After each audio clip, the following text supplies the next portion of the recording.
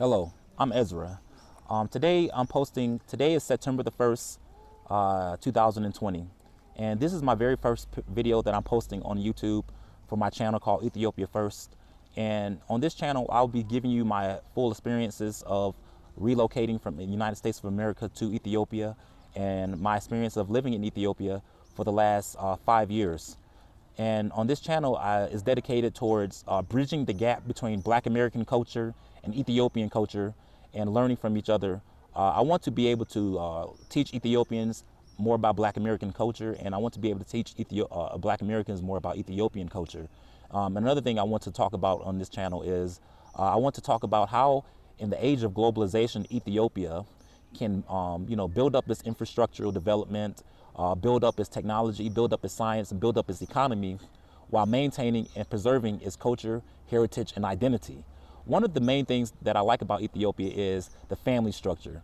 The family structure of Ethiopia is very still put together and intact, opposed to how family structure is in the United States now and in Europe. Ethiopian culture still has a patriarchal society. It's still a patriarchal society.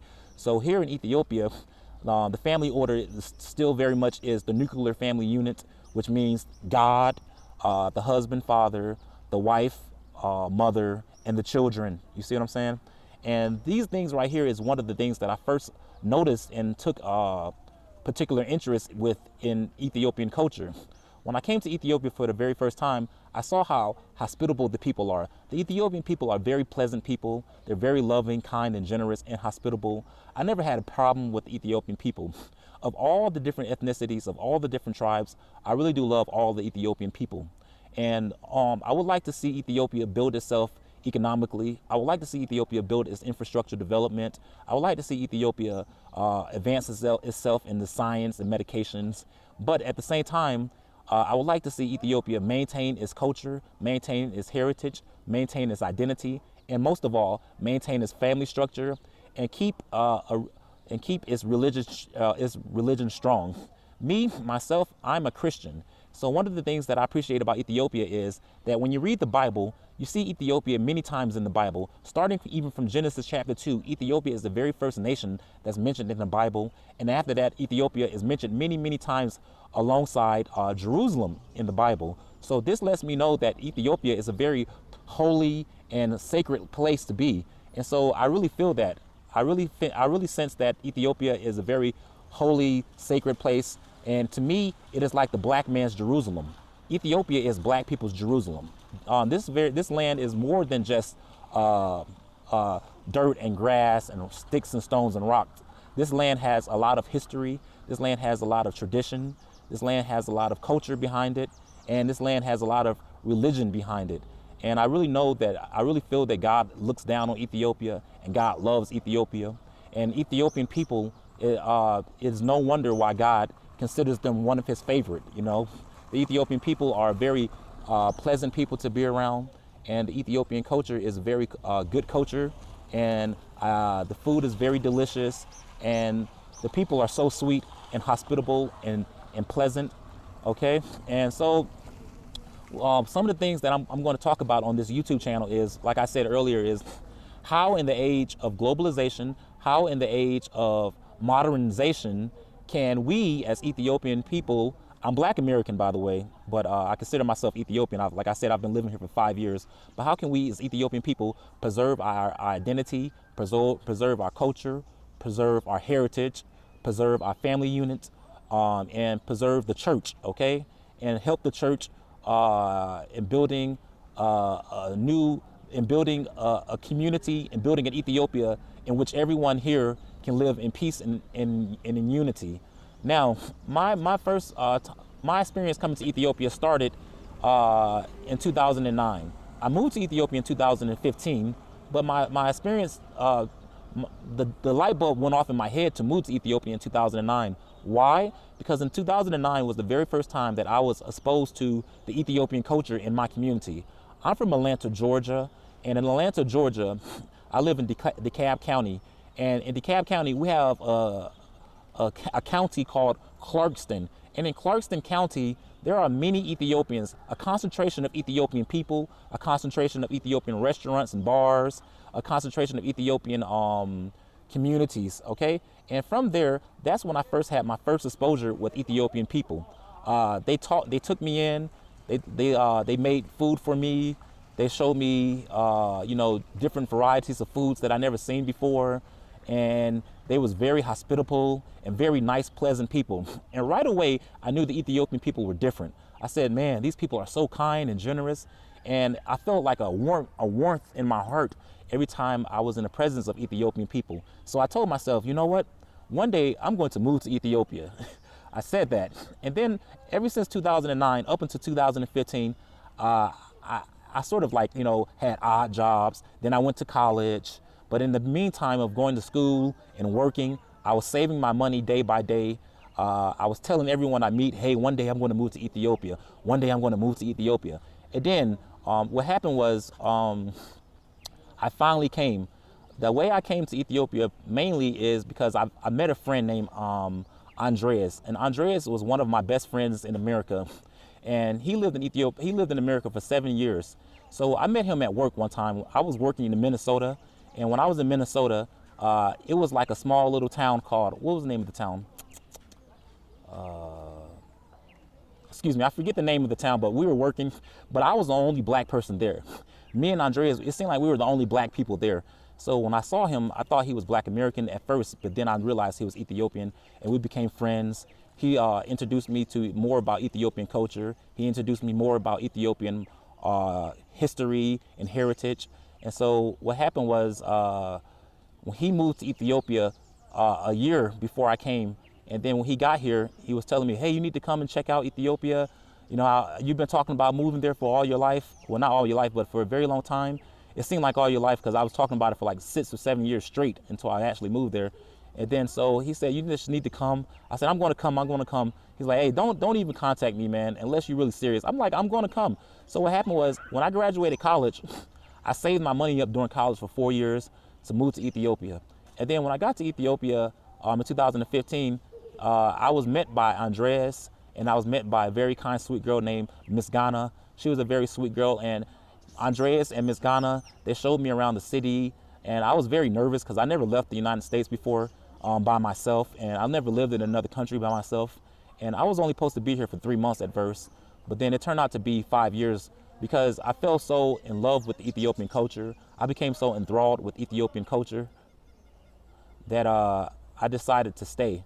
And so now that I'm here, I see a lot of things in Ethiopia that I would like to talk to the Ethiopian people about. For instance, some of the things, some of the culture that is coming into Ethiopia is counterproductive towards Ethiopian progression, which is like feminism, ultra-leftism, and a lot of isms that comes from the United States, a lot of isms that comes from Europe, and some of the isms that comes from the Arabian Gulf countries. For instance, feminism. I don't like feminism, not because I don't agree with women's rights. It's just because I saw what feminism did to the black community in America. I saw what feminism did to, even now, all of the family units in America. Feminism is not considered like women's rights. Feminism is like an ideology that was started in the 1920s by a selective group of white women who wanted to gain power and access to, the state wealth. And so black people, we had no involvement in early age feminism. There are a few black people who had involvement in early age feminism, but feminism was actually counterproductive towards the black family. Feminism actually wanted to see the black man not be able to vote.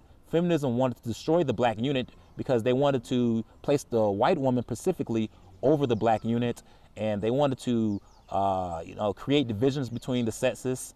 And these kind of things like that, I want to keep in America. I want to keep in Europe. I don't want it to spread to Ethiopia because, like I said, if the family unit in Ethiopia is torn apart, then that means that Ethiopia will not progress like it needs to. It will not, advance forward into the future, building its infrastructure and development. And we will not see the same Ethiopia today if we give into ideologies like feminism, if we give into ideologies like ultra-liberalism, and so things like individualism, there's nothing wrong with individualism, but Americans are, naturally individualistic society. But I think that Ethiopia should maintain its culture by staying close knit with each other, staying within a close community, and teaching one another, and you know. So, anyways, basically, the reason why I chose to make this video is because I want to, like I said earlier, present information and present the ideal of Ethiopia building its infrastructure development, Ethiopia building its, advancing its technology and science while preserving its culture, its heritage, and its identity in the age of globalization. Because one of the things that make Ethiopia rich, even though some people call Ethiopia a poor country, to my opinion, Ethiopia is very rich. It's rich in culture, it's rich in history, it's rich in heritage, it's rich in the church, it's rich in religion. So this is the reason why I consider Ethiopia rich. It is rich in this tasty food, you see. So all things are not material. A lot of people will say, oh, wow, why do you want to live in Ethiopia? You should go back to America, man. It's nothing over here, But to me, I see a lot of things that I can appreciate that Ethiopians may take for granted. Ethiopians may take for granted the family unit. Ethiopians may take for granted the love and hospitality amongst the communities that live amongst each other.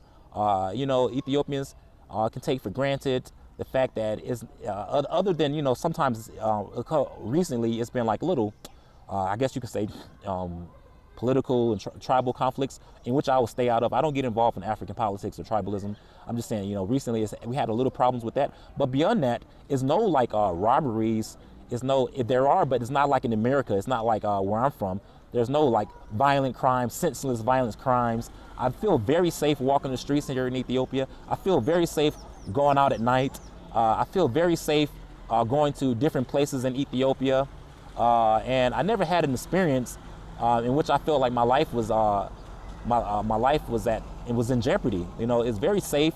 The people are very loving, hospitable, and pleasant people. So these are the things in which I really love about Ethiopia. What I would like to see Ethiopia and Ethiopians and the people of Ethiopia do is unite. I want to see all the Ethiopian ethnicities and tribes unite.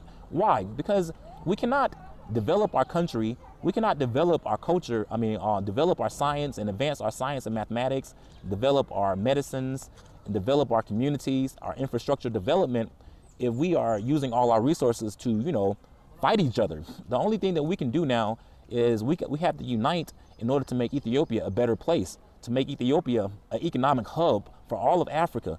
I know the Ethiopians are very intelligent people. When given the opportunity with math and science, they are very smart people. I've seen Ethiopians in America become engineers, scientists, doctors, and when I went to college, some of the brightest students were Ethiopian students. So I know that they're capable of building their country up into, even to my opinion, one day a superpower. I know it might take a while, but that's the way I feel like over time. But we have to start now, and we have to preserve our culture. We have to preserve our identity, our heritage, and our unit, and our family unit. We can't pretty much forget who we are. We can't forget our identity in this age of globalization, because if Ethiopia loses its culture, if Ethiopia loses its identity, then it loses everything.